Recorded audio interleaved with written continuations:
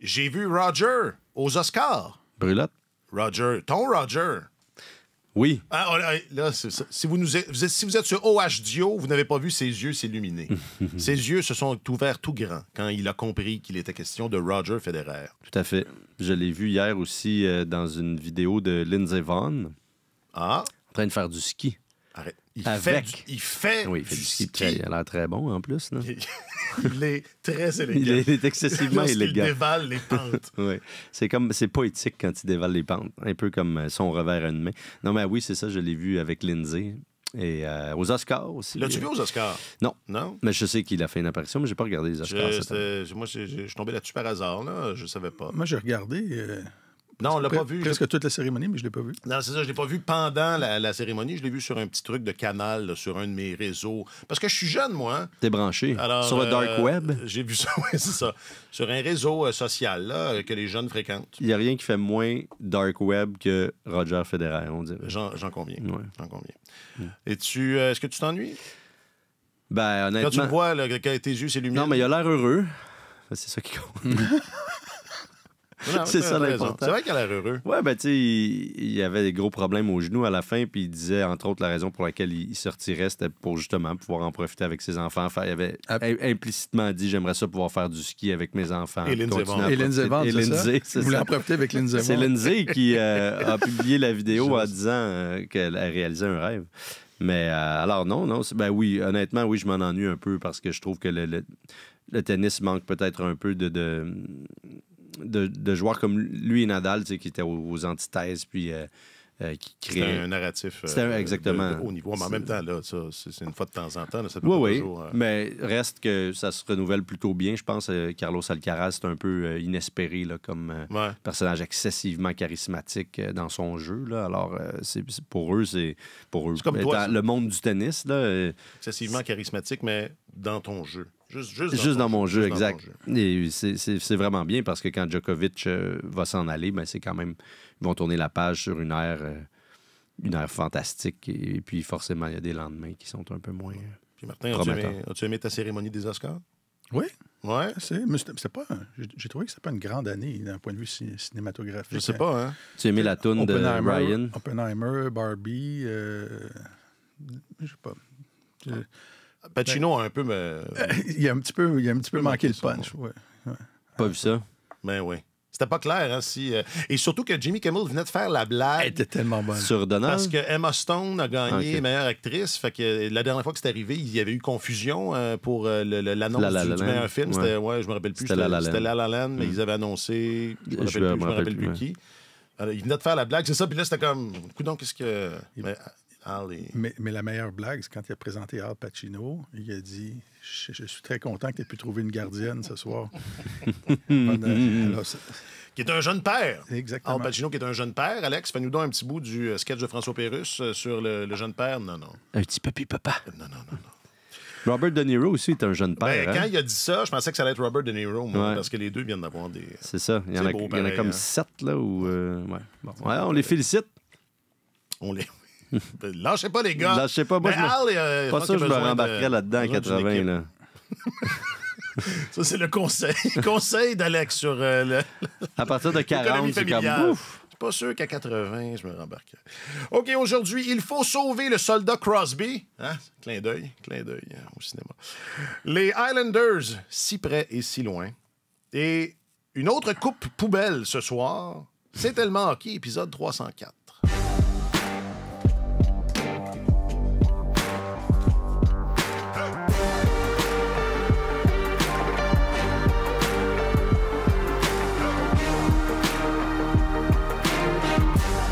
Avec votre chroniqueur principal au service des sports, M. Martin Leclerc. Salut, Martin. Bonjour, messieurs. Et votre journaliste affecté aux affaires de la LNH et du Canadien et de la LNH.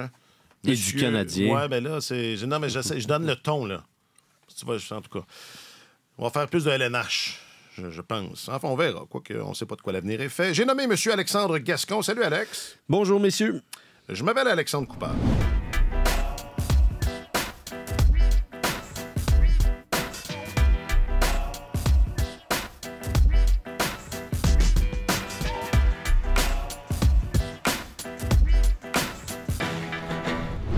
Parce que c'est peut-être Patrick qui va nous tenir en haleine. Enfin, une chance qu'il est là pour nous tenir en haleine, parce que ça fait longtemps que l'haleine s'est éteinte à Montréal.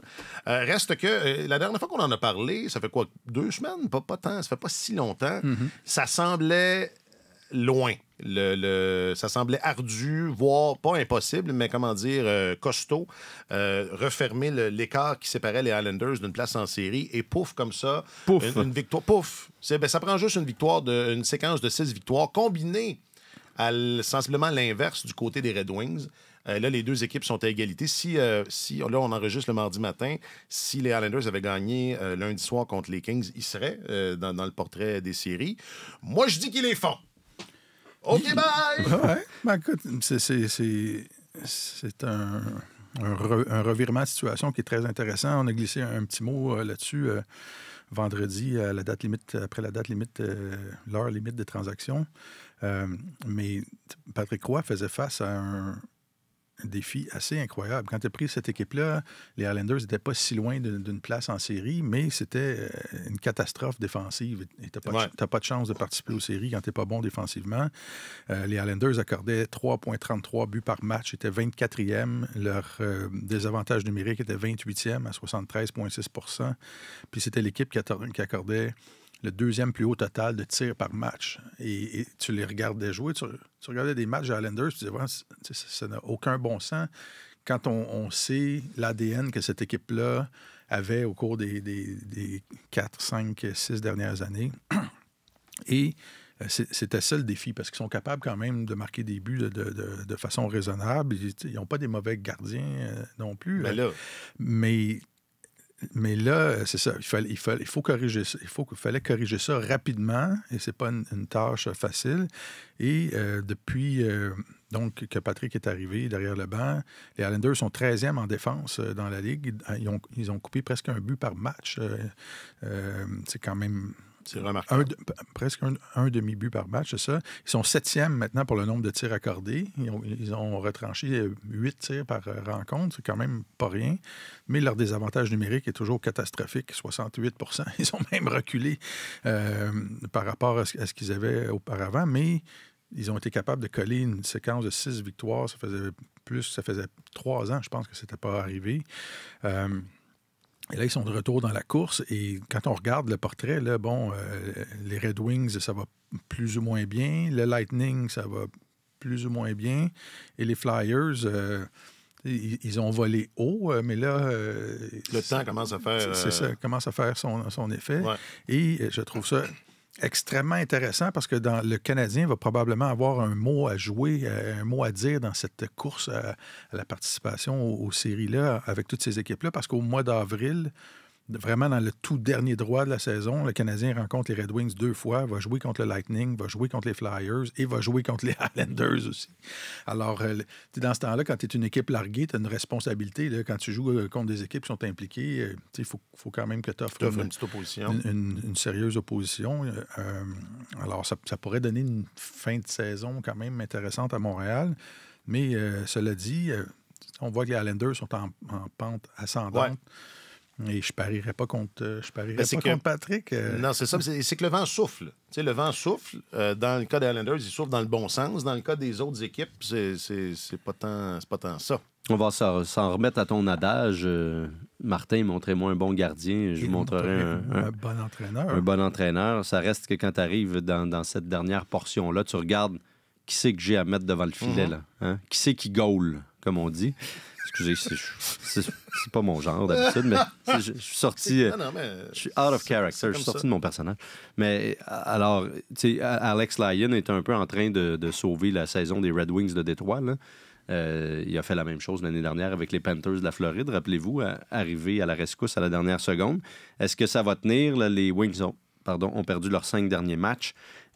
Donc, forcément, quand tu regardes le duo de gardiens devant le filet des Islanders, Sorokin, Varlamov, tu te dis...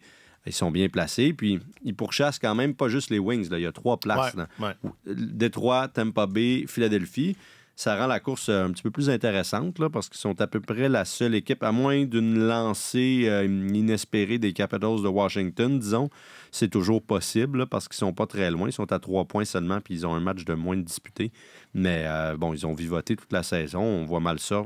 On ne sait jamais. Sauf que, c'est ça. Au moins, il y a un semblant de course ici. Il n'y en a plus vraiment dans l'Ouest. Ça fait quelques années, d'ailleurs, hein, qu'on est rendu avec des écarts de richesse assez importants. Là. On se réclame de la parité souvent. Puis c'est vrai, le premier tour des séries éliminatoires va être honnêtement extraordinaire. Puis il y a sûrement un illuminé comme Jacques-Alexis qui va nous demander de faire des prédictions là-dessus. Non, mais là, attends. C'est pas de sa faute. Non, je sais. C'est pas de sa faute, c'est la machine. C'est la machine. Effectivement. Ça prend des prédictions. Il se fait avaler par la machine, lui aussi. Mais c'est à nous de décider s'il y a des prédictions. Alors, c'est non. Jack, c'est non. Ça vaut même pas la peine de le demander cette année. Moi, je vais en faire. Parce que honnêtement, je vais sûrement le faire, là, mais c'est impossible à prédire. Ça va être exceptionnel dans ce sens-là. Mais pour en revenir à nos moutons, moi, tu veux ajouter quelque chose là-dessus? Je voulais juste renchérir sur ce que tu disais au sujet des gardiens. Dis-moi qui garde les filets, on verra.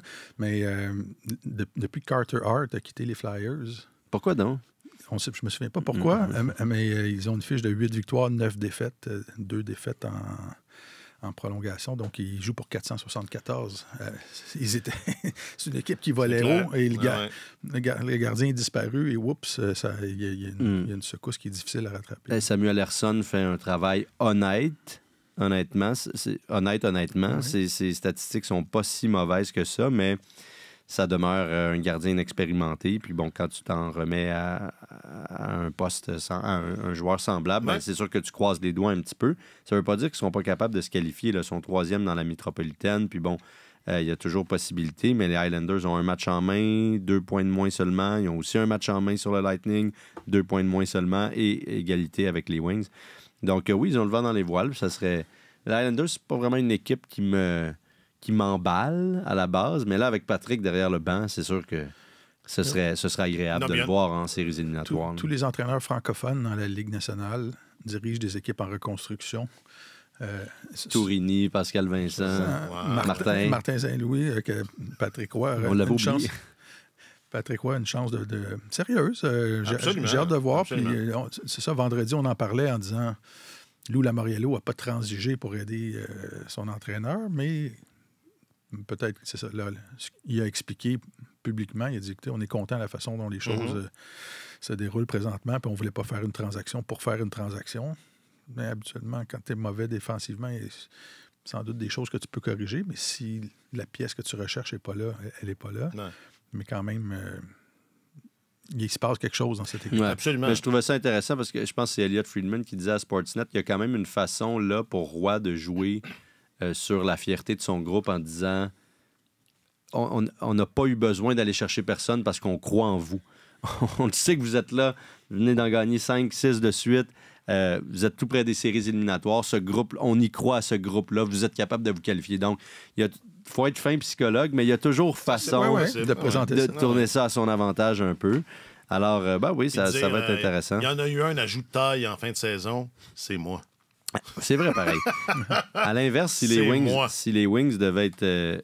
les Flyers, si jamais ils échappaient leur place, ce serait pas catastrophique. Ils ont perdu... ils ont échangé Sean Walker, déjà en défense, et je comprends qu'il a été remplacé par Eric Johnson, mais ils ont plein de défenseurs blessés actuellement. Là, Nick Seeler ne joue pas, Jamie Drysdale non plus, Rasmus Ristolainen... Ça commence à faire beaucoup. Donc, on comprendrait. Je pense que ce serait vite pardonné qu'ils soient exclus des séries. Peut-être moins pour leurs partisans, là, mais les Wings, c'est autre chose. Parce que les Wings, depuis 2 ans, Steve Yzerman pose tout plein de gestes. Pas dans l'urgence, mais qui nous donne à croire que... Il est prêt. Il faut qu'il participe aux séries, là, qu'il en est là. Décider de reconstruire avec des matériaux recyclés, finalement. Mais ça, c'est un peu ça. C'est tout à fait dans l'air du temps, cela dit. Puis c'est encouragé. Mais souvenez-vous, en début de saison, on disait, on comprenait pas. Puis là, finalement, les Wings étaient quand même solidement dans le portrait des séries. On changeait un peu notre fusil d'épaule. Puis là, c'est vrai que on sait plus trop. Mais c'est une équipe qui est... Raymond a une bonne saison quand même, Lucas Raymond, puis bon, il y a Moritz Seider et tout. Ils ont quelques jeunes qui s'en viennent également, mais leur modèle de reconstruction n'est pas exactement le même que ceux des autres. Ouais, mettons du Canadien. Et mais c'est à eux se demander où on s'en va. Se battre pour une place en Oui, série. bien là, ils ont Patrick Kane, Alex DeBrincat, ils ont échangé... Non, mais quand je parle des autres modèles, je parle aussi Ottawa, Buffalo. Tu sais, je n'inclus pas nécessairement Montréal, mais ce raison. modèle-là, là, qui n'en finit plus de finir. Ouais. Ouais. Puisqu'on parle des Flyers, un petit mot sur ce qui s'est passé, c'était en fin de semaine. Fait que John Tortorella, là, il porte plus de veston-cravate. Non, il est toujours avec son espèce de... Non, mais de survêtement. C'est quoi cette histoire-là? ouais. Il a le droit de faire ça? Ben oui. Moi, je l'aurais expulsé. pour ça. Non, mais ça fait 2-3 fois que je remarque. Puis il a toujours son Oui. survêtement toute noir. l'équipe des entraîneurs, ils sont tous comme ça. Enfin, je trouvais ça important de le noter. Je trouve ça correct. Ouais, tu m'étonnes, Martin. J'aurais pensé que tu trouvais que ça manquait un peu, ça cassait le décorum. Le décorum. OK. Non. T'es dans l'action derrière le banc. Tu veux quelque chose qui bouge, qui respire, un vêtement. Un pantalon Lululemon, quelque chose comme ça. C'est ça. Cela dit, c'est un survêtement qui coûte aussi cher qu'un Sûrement. qu'un complet. On avait ça dans la NFL avant, des entraîneurs avec le chapeau puis veston, cravate sur les lignes de côté. Puis, là, on est plus woolly. Ça a évolué. Gros coton ouetté, tache jaune moutarde en dessous du bras. Non, j'exagère, mais c'est vrai que ça a changé beaucoup le décorum. Si tu compares avec le hockey, avec le soccer, le foot européen, tout ça, il y a vraiment une attention qui... Je préfère le 2 pièces au 3, peut-être. Mais c'est ça, cela dit, Tortorella, je ne sais pas si vous l'avez regardé. J'ai regardé le match au complet, parce que juste les images sur les réseaux sociaux, ça dit une chose, mais de voir la séquence d'événements au complet... ça a été une soirée pas mal étrange. Il avait raison d'être fâché. John? Ben, est-ce qu'on a raison de péter les plombs comme ça? Ça dépend. Ouais. Ça dépend de quel angle on voit les choses, mais bon, premièrement, il y avait une cérémonie avant le match au cours de laquelle on honorait les champions de la Coupe Stanley de 2004 à Tampa Bay. John Tortorella est honoré. Donc, c'est une soirée... où c'est mieux de bien paraître par la suite. Et dès le début du match, il y a une pénalité complètement fantôme qui est appliquée contre les Flyers, leur attaquant Attard. Se fait décerner une pénalité pour avoir retenu devant le filet. Alors que la reprise à mort, il n'a jamais touché à personne. Alors, pendant cette pénalité fantôme-là, les Flyers se font marquer un but très rapidement. Il arrive un peu plus tard une autre pénalité étrange au même joueur là, sur un dégagement, alors que le juge de ligne a déjà levé le bras pour signaler qu'on va appeler le dégagement. Un joueur des Flyers entre en contact avec les deux défenseurs du Lightning. Il se fait punir pour avoir fait trébucher. Donc, le Lightning se fait encore marquer. Il arrive un petit accrochage entre deux sifflets, entre deux séquences de jeu. Il y a un joueur des Flyers qui se fait décerner une pénalité d'inconduite de 10 minutes. En tout cas, finalement, c'était une séquence d'événements complètement folle. Après 10 minutes, c'est 4-0 pour le Lightning. Il y a eu un combat, un changement de gardien, 2 buts marqués en avantage numérique, une pénalité de 10 minutes d'inconduite. Et là John mais il aurait dit, donc, c'est ça, il aurait dit quelque chose, oui. Et c'est pas quand il pogne les nerfs que l'arbitre il a déjà été expulsé quand il pogne les nerfs. Oui. Il aurait dit quelque chose de méchant, mais calmement. Oui. et bon, ben c'est ça, là, il s'est fait décerner un 2 minutes qui s'ajoutait, et honnêtement, ça n'avait aucun bon sens. Cette séquence d'événements-là avait pas de ça bon sens. Un peu de... Et je comprends l'entraîneur d'être bouillant, de dire sa façon de penser à l'officiel. Et des fois, comme officiel, c'est mieux de ne pas avoir... On se fait enseigner ça très rapidement dans les cours d'arbitrage, de ne pas avoir des oreilles de lapin, de ne pas tout entendre. Des fois, c'est mieux de faire semblant qu'on n'a pas entendu. Ouais. Là, il se fait expulser, il refuse de quitter. Peut-être qu'Alex peut raconter la scène, mais ça a duré quoi, 1 ou 2 minutes? Oui, à peu près 1 minute 30. Là. Mais c'est ça, moi, c'est plus ça. Tu as bien expliqué le contexte. On lui en veut pas d'avoir...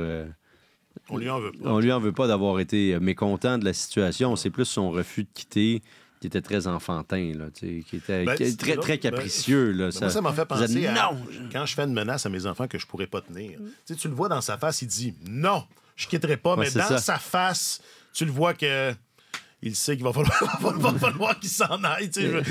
Mais il tient son bout 20 le plus secondes. Longtemps possible, Ça, juste pour s'affirmer. Après ça, il s'en va. C'est bon. Peut-être que John est en construction de son identité et c'est important qu'il s'affirme. Mais non, mais c'est plus ça. Puis forcément, ça fait un peu un œil au beurre noir à la Ligue nationale. C'est Dave Andreychuk puis Brad Richards trouvaient ça bien drôle là, dans la loge. Ouais. Je suis pas sûr que tout le monde a ri dans les bureaux parce que c'est ça, un entraîneur qui tient tête comme ça, un arbitre aussi respecté que Wes McCauley en plus. C'est ça avait l'air. Non, mais ça avait l'air d'un caprice. Mais ça l'était, mais ça n'a pas duré longtemps. Non, ben il y a eu 2 matchs de suspension. C'est pas, mais c'est pas rien, là. Non, c'est la preuve, je pense, qu'il y a des gens qui n'ont vraiment pas trouvé ça drôle. Là. Parce que les Flyers sont en pleine course aux séries éliminatoires. Tu t'accroches à un fil, à pas grand-chose à ta place. 2 matchs de suspension, c'est beaucoup. Je trouve que la sanction est sévère.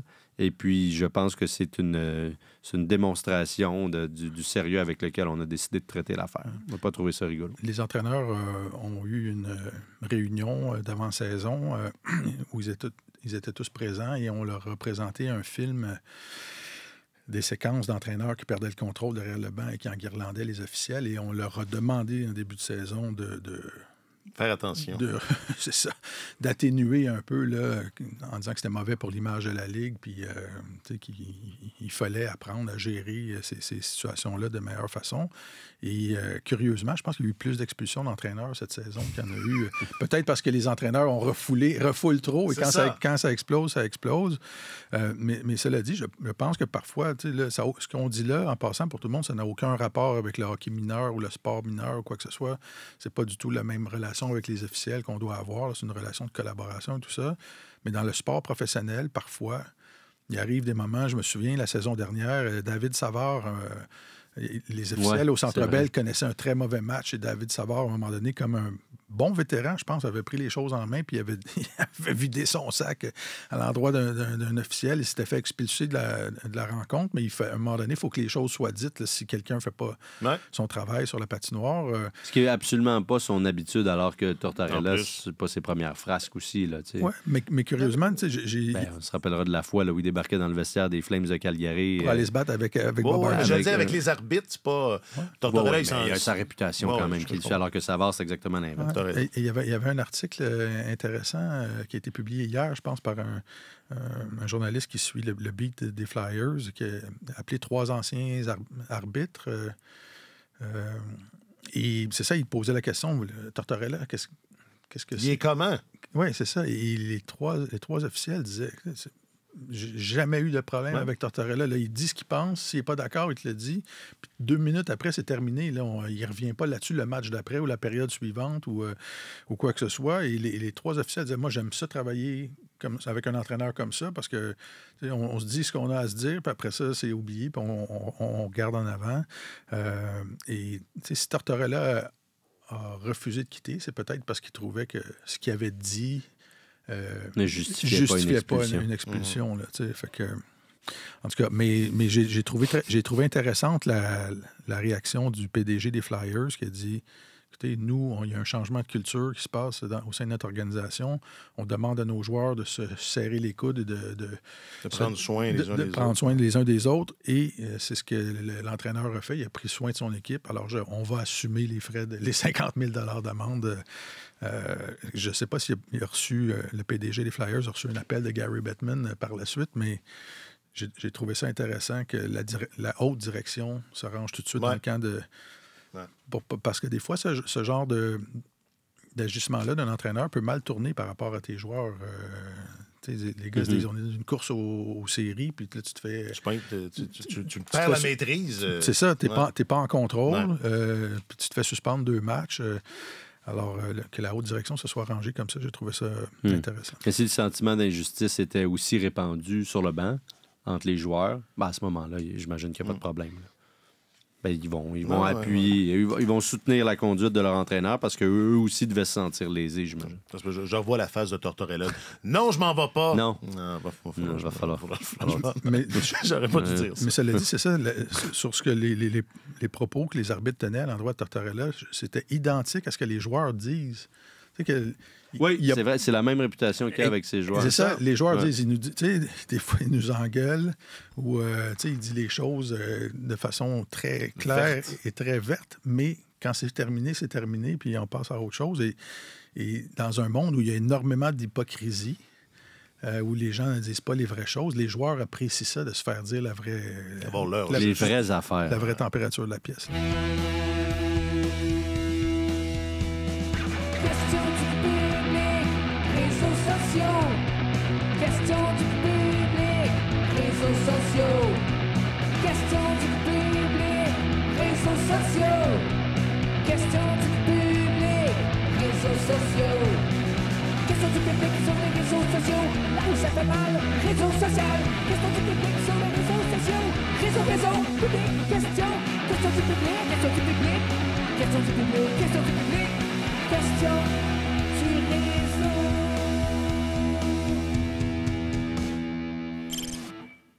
Hey, ça me fait penser que le créateur ne s'est pas manifesté. Ou enfin, je m'en suis pas aperçu. Avez-vous vu passer une manifestation du créateur? Non. Non, hein? Récente, non. Non. Peut-être que le créateur Nous a délaissés. nous a abandonnés. Ça se peut. Ça, c'est Ça, dur. c'est dur. Quand le créateur- Ça nous ferait mal. Comme, ça d'accord, m'étonnerait. il y a des gens, qui je sais pas, les intérêts changent, puis mais le créateur, qui, lui, prend un autre chemin, ça, c'est dur. Alors, appel au créateur, s'il te plaît. Reviens. On a demandé via les réseaux sociaux de Radio-Canada Sport à tous ceux et celles qui les suivent et qui suivent le Canadien, à quoi ressemblera la fin de saison du Canadien ou du CH.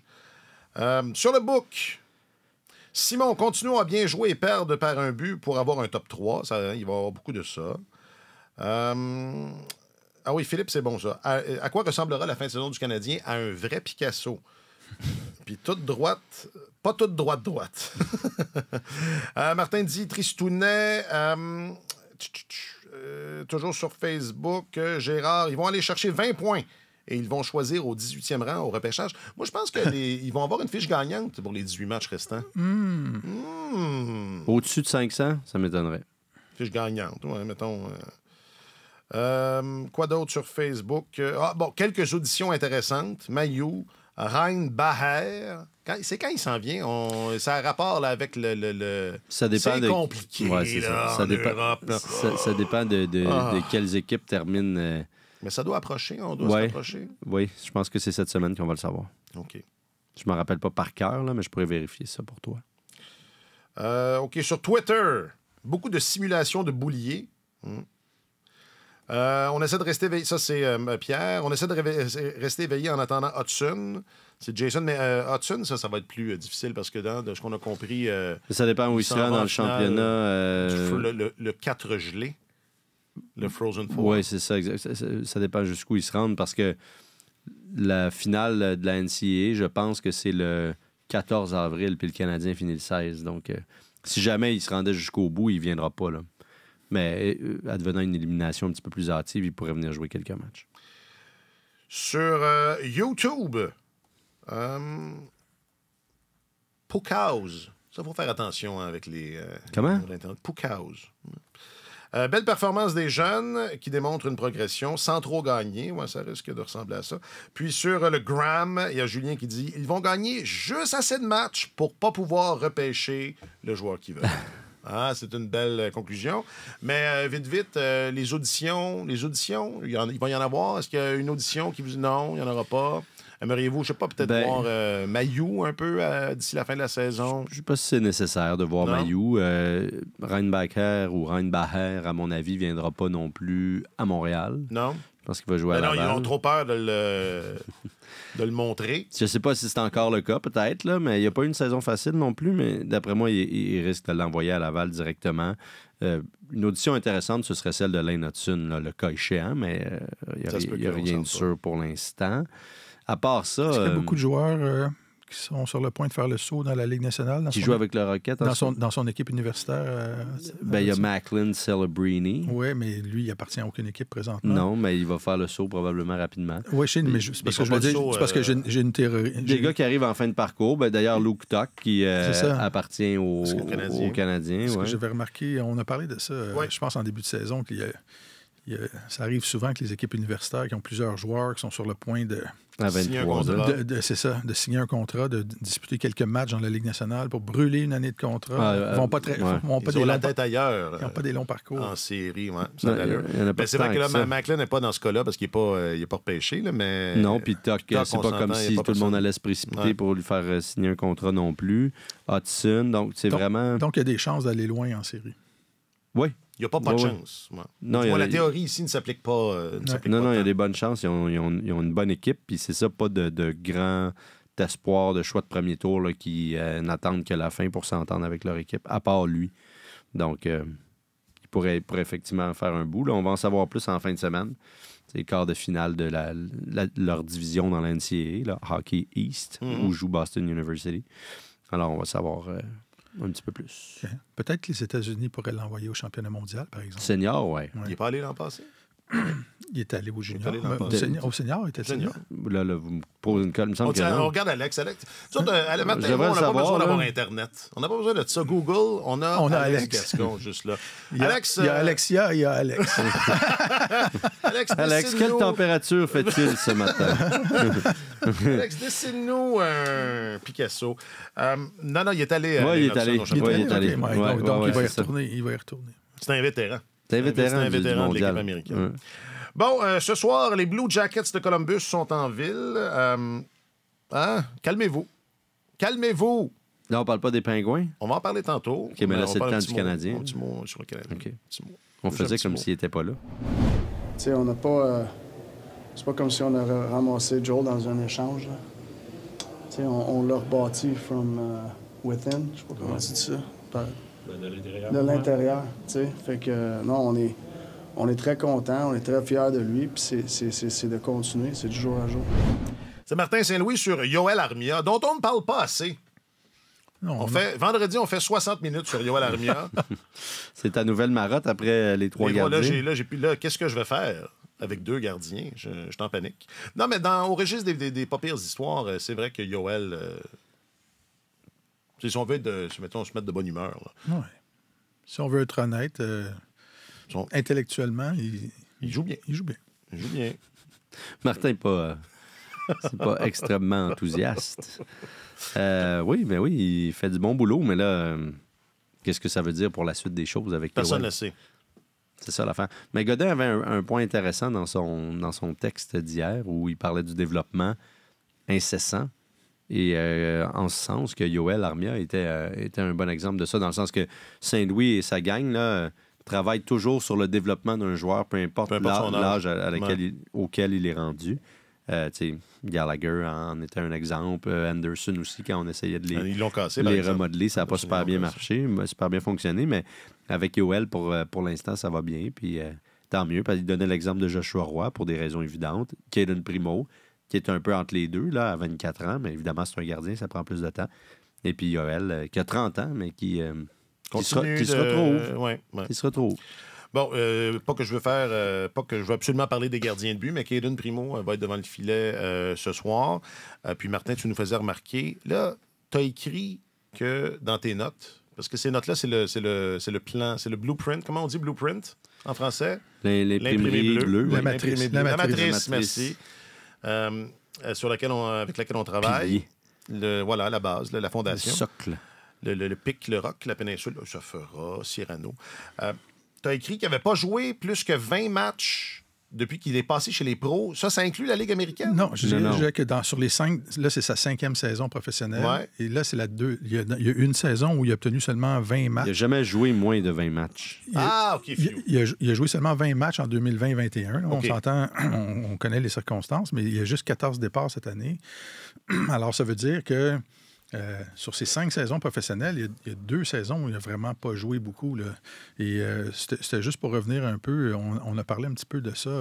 Moi, je trouve que ça a été néfaste pour lui. Ben oui. Que le Canadien a 3 gardiens cette année parce que c'est une année de développement. Il aurait dû avoir du volume. Alex disait, il s'est entraîné sur l'autre patinoire avec l'entraîneur des gardiens, puis tout ça. Non, mais ça a eu l'air de lui être profitable.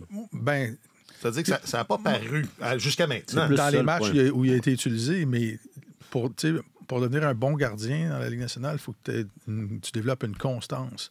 Et est-ce que c'est une constance quand tu gardes les filets une fois toutes les 2 semaines? Tu as un bon départ à chaque fois, ou la constance, c'est d'être capable de jouer régulièrement et là, de maintenir des hauts niveaux en jouant régulièrement.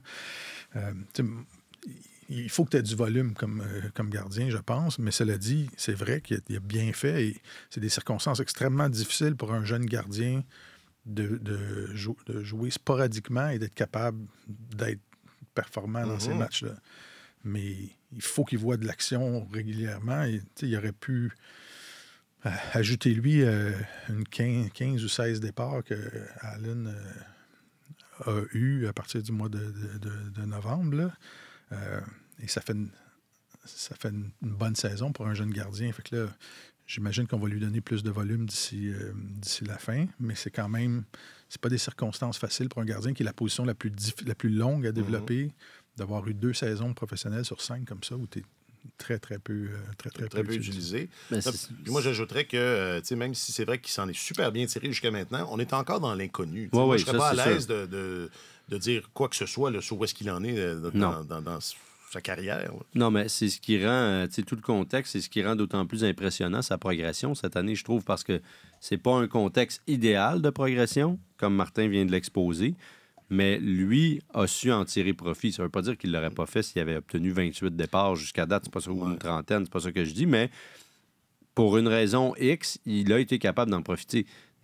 À chaque fois qu'il avait joué dans la Ligue nationale avant Cayden Primo, on sentait que c'était un gardien fragile. Tu voyais qu'il n'avait pas une grande confiance, qu'il n'était pas en pleine possession de ses moyens. Pour l'avoir vu quand même quelques fois jouer avec le Rocket de Laval, c'était pas le même gardien qu'on avait. Il était plus intimidant, plus gros, entre guillemets, devant son filet, là, pour dire qu'il en imposait, il se sentait à sa place.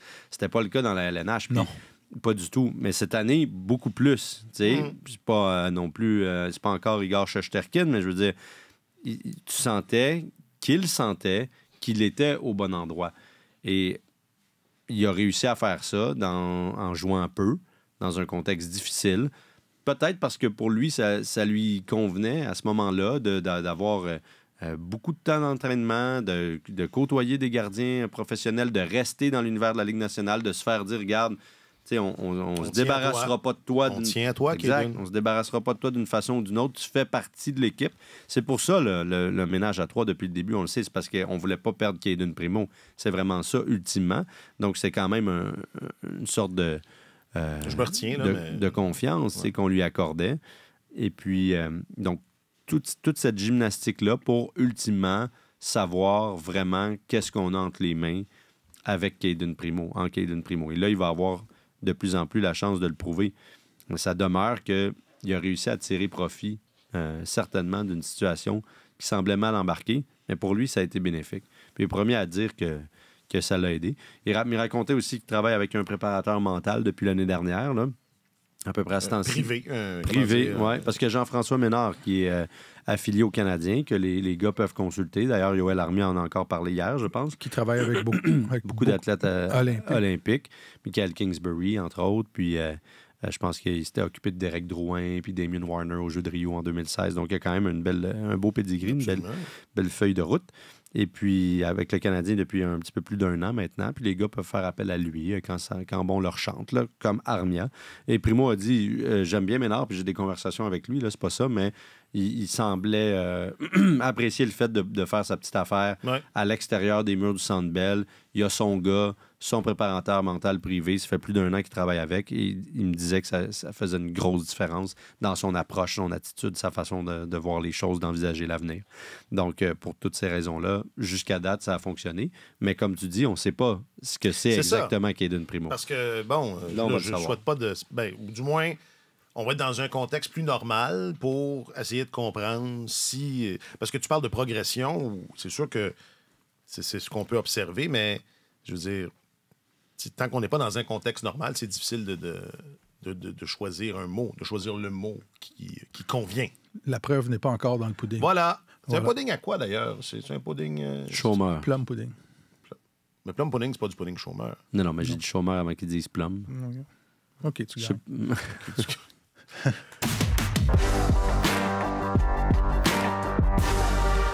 Bon, quand je suis venu, j'ai tenté de crasher votre émission de la date limite des transactions. Vous étiez en train de parler des Penguins de Pittsburgh qui... comment? Ça n'a pas été, hein? C'est pas une...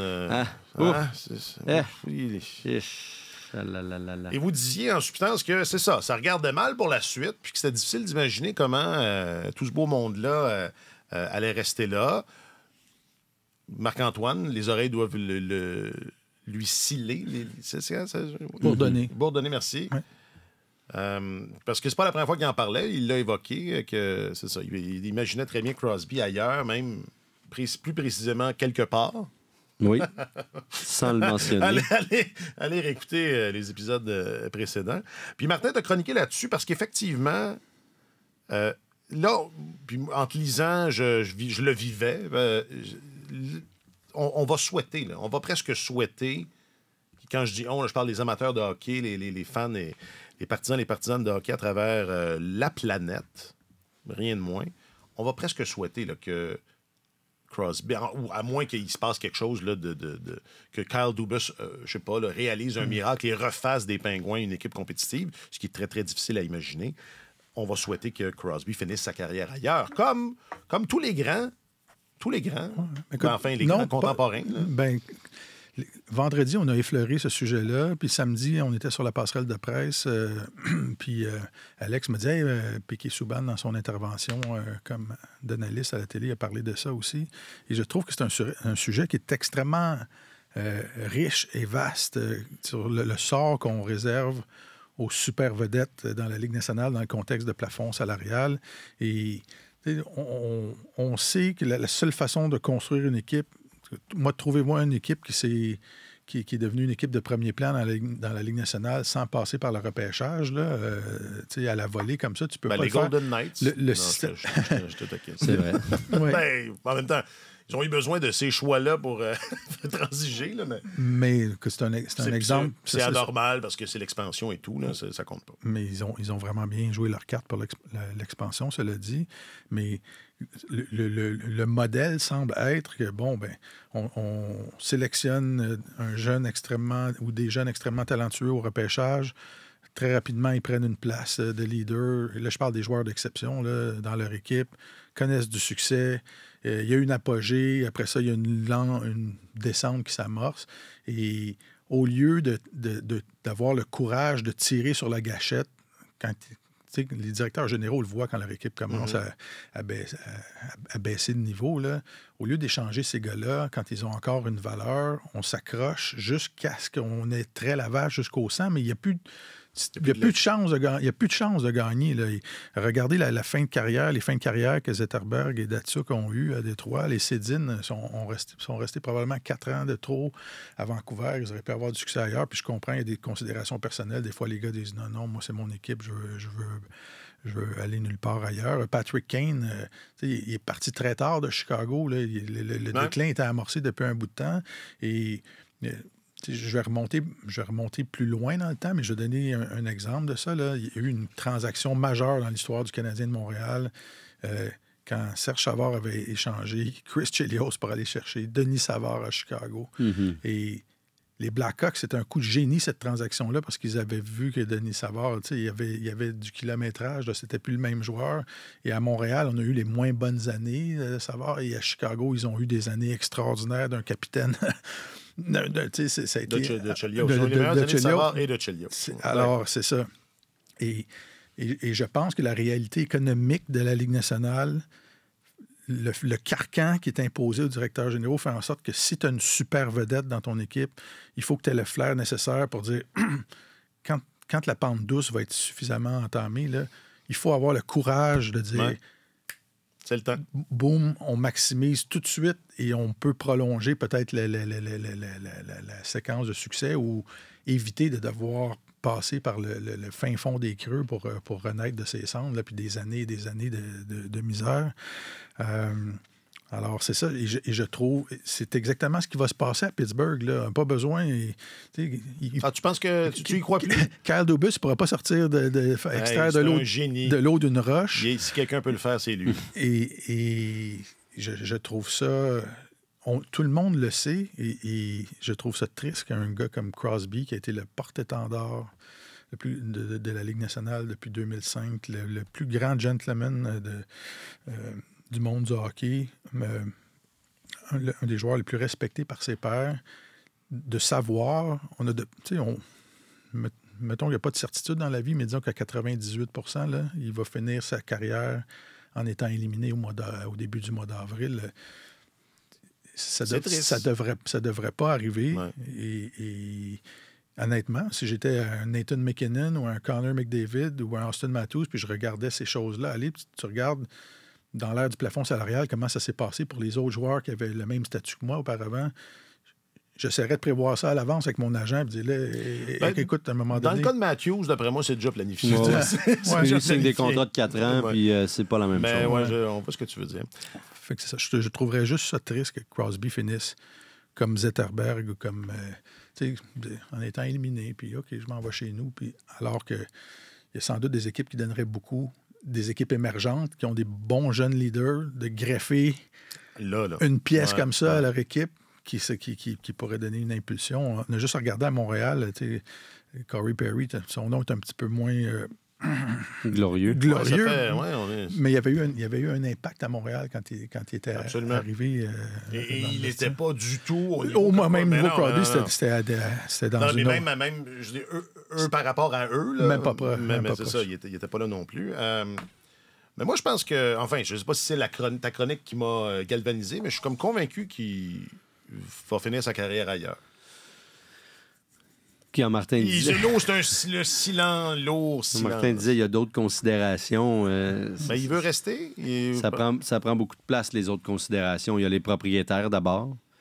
Mais les propriétaires, Mais c'est je sais pas ce qu'ils pensent. Là. Je suis pas en train de dire du qu'ils monde veulent... de chiffres. Moi, de ce qu'on a compris, là, Fenway, c'est du monde Oui, de mais chiffres. Sidney Crosby, ça va continuer à attirer des gens dans l'aréna. Ouais. Mais pas de chiffres dans ce sens-là. L'échanger moins. Alors, d'un point de vue purement comptable, je pense que de le garder le plus longtemps possible, c'est peut-être un calcul qu'ils font, là, que ça entretient ta base quand même, puis tu risques de vendre plus de billets. Alors, Mais là, la chose à considérer là-dedans, c'est qu'il reste une année de contrat. une année, mais encore on faut-il s'entend que... qu'il y a une prolongation de contrat qui est déjà prête à être signée au 1er juillet. Là. Non, mais là-dedans, il y a une part qui lui revient, là, parce qu'il n'est pas obligé. Il est pas obligé. Non, c'est sûr, mais Sidney Crosby, dans toute son élégance et Fait que par élégance... il dira jamais. sa gentillesse et sa fidélité, je serais extrêmement surpris qu'ils choisissent publiquement de dire non, regarde, moi, je vais écouler la dernière année de mon contrat puis je vais m'en aller après. Rien n'est impossible, mais je serais Moi, je suis tellement extrêmement élégant. Mais moi, tellement je pense élégant. qu'il y a une façon de présenter ça comme organisation. C'est sûr que si tu échanges Sidney Crosby et tu ne dis pas un mot, et tu crées beaucoup d'hostilité parmi tes partisans. Ça ira pas bien. Mais si tu expliques c'est aux un partisans, tu dis écoutez, ce gars-là a porté notre équipe sur ses épaules pendant 15 ans et plus. Il nous a permis de gagner des Coupes Stanley. Il mérite mieux. On a construit un nouvel amphithéâtre. Là, nous, il faut qu'on entame une reconstruction et il n'aura plus la chance de gagner. Et c'est par bienveillance. C'est pour lui permettre d'avoir une fin de Ouais, carrière c'est bon. digne qu'on C'est l'échange. bon. Ça, je pense que les gens l'acceptent. Absolument. C'est sûr Les qu'il faut que relations tu publiques, l'expliques. Martin, là. est-ce que ça t'intéresse? Pardon? Les relations publiques. On se part un cabinet. Là, il y a Malkin puis Le Temps à qui ont donné des prolongations Ah, de eux autres qui contrat tellement longues. Et, tu sais, qui... Ouais. Je vois mal Sidney Crosby dans un autre uniforme. Je suis d'accord avec vous, là. Ça serait le T'es fun. donc bien nostalgique. Non, c'est pas ça. C'est que j'ai de la misère à croire que ça va se passer. C'est plus dans ce sens-là, tu sais. Mais on lui souhaite, puis c'est vrai que ça serait le fun. On verra. Mais tu sais, les Pingouins, je regardais un peu leur formation. On sait que c'est une vieille équipe, là, mais dans les attaquants de moins de 30 ans, OK, il y en a quelques-uns, là. Des attaquants de moins de 30 ans, c'est Drew O'Connor, Je connais pas. Emil Bemstrom, Je connais pas. Jesse Pulujärvi, Ah. Jonathan Gruden, Ah oui, gros. Jonathan Gruden et Valtteri Pustinen. Ça, c'est... Et là, Michael Bunting, qui a 28 ans, qui sont allés chercher des Hurricanes de la Caroline. Ça, c'est les joueurs de moins de 30 ans à l'attaque. On s'entend qu'il n'y a personne qui fait partie d'un futur noyau dur là-dedans. Là. Et puis, c'est un peu la même chose en défense aussi, là, où à part Pierre-Olivier Joseph, mettons, mais bon... c'est sûr que c'est dégarni, puis il s'enligne pour une reconstruction à la San Jose, là, par exemple. Là. Ouais. Tu sais, le dépouillement total et puis la lente et longue traversée du désert, peu importe ce qui va se passer. Alors que si les Pingouins décidaient d'absorber une partie du salaire de Crosby, juste même à son salaire actuel... À 8,7, honnêtement, ils n'ont pas besoin, je pense. Pour repreneur. Il y a des équipes qui le prendraient, mais en absorbant une partie du salaire, tu le rends encore plus attrayant. Tu vas chercher encore un retour plus... Parce que là, n'importe qui peut aller le chercher ou presque. Tu absorbes la moitié du salaire de Crosby. Là, tu dis, il y a Sidney Crosby qui tu peux avoir pour, mettons, 3 saisons encore à 4 millions quelques par année. Il y a beaucoup de gens qui vont se précipiter aux portes, qui vont vouloir l'avoir, qui vont vouloir avoir ce leader-là dans leur équipe. Et est-ce que tu as vraiment besoin de descendre jusqu'au bas-fond, jusqu'à la misère noire pour commencer à agir comme gestionnaire? Il me semble que ce serait gagnant pour tout le monde, pour la Ligue, pour les Pingouins, pour Sidney Crosby. Et pour l'Avalanche du Colorado, qui sûrement irait le chercher. À ce prix-là, surtout à ce prix-là, de faire jouer avec McKinnon. C'est sûr que c'est attrayant. Mais j'imagine que ça prendrait... Comment dire? Ça coûterait... En termes de transactions... Là, là, c'est sûr que ça coûte des vrais espoirs de premier plan. Là. L'Avalanche a peut-être moins cette possibilité-là. Le Canadien, là... Oui. Le Canadien aurait beaucoup de matériel à donner. C'est l'équipe de son enfance, hein? Faut jamais oublier ça. Donc, bon, alors, plusieurs choix de premier tour, 1 ou 2 jeunes espoirs. Et là, écoute, comme à la place de Dubas, c'est un désert. Les gars! Le réseau de développement des Pingouins, c'est un désert. Ouais. Il n'y a rien. C'est pas toi qui disais justement quand je suis allé vous voir, tu disais... Il n'y avait rien à voir. Tu disais Dubas est allé voir son équipe au camp des recrues, puis il n'y avait rien à voir. À part les joueurs des autres équipes. C'est ça.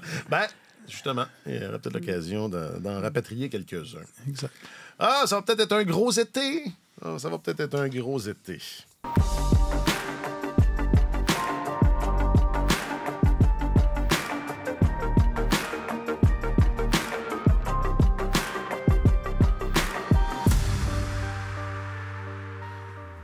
Jacques-Alexis aimerait ça qu'on fasse plus de chemin là, sur Crosby à Montréal. Moi, je sais, parce que ça, je me suis dit à la fin pour qu'il puisse citer Crosby à Montréal pour une interrogation. Ça devrait être... C'est pour ça que j'ai fait ça. Je savais que ça lui plairait. Les idées spéculatives, des fois, c'est comme la confiture. Faut pas trop l'étendre. Faut pas trop l'étendre. Ouais. Surtout que c'est ça, on n'en a pas beaucoup, donc on va la laisser dans le pot. De confiture ou d'idées? Les idées, okay. la culture, tout ça, on n'est pas très riche. Alexandre Gascon, tu es notre moteur de recherche. Oui, mais là, j'ai failli à la tâche tantôt. Là. Non. Sur Lane, j'aurais dû m'en rappeler. Tu savais pas ça par cœur. Même moi, je m'en souvenais. C'est comme le cancre, le dernier de classe. Tu t'es fait... Même une horloge brisée donne la bonne heure 2 fois par jour. Hein. C'est gentil. C'est vrai. Alexandre Gascon, tu es notre journaliste affecté aux affaires du Canadien et de la LNH. Merci infiniment. Ça a été un plaisir, messieurs, comme d'habitude. Martin Leclerc, tu es notre chroniqueur principal au service des sports. Merci infiniment aussi. C'est un grand plaisir aussi pour moi et j'ai hâte de vous revoir. Oui. Une prochaine, dans mon cas. Oui, les 3, oui. Sinon, nous 2, vendredi. Exact. Jeudi, nous, dans le fond. Oui. Vous êtes toujours ensemble. C'est ça. Et Jacques-Alexis Bernardin est le grand Manitou de ce balado. Merci infiniment, mon vieux. Je m'appelle Alexandre Coupal. Passez une bonne semaine. Sur tous les terrains et sur tous vos appareils, Radio-Canada Sport.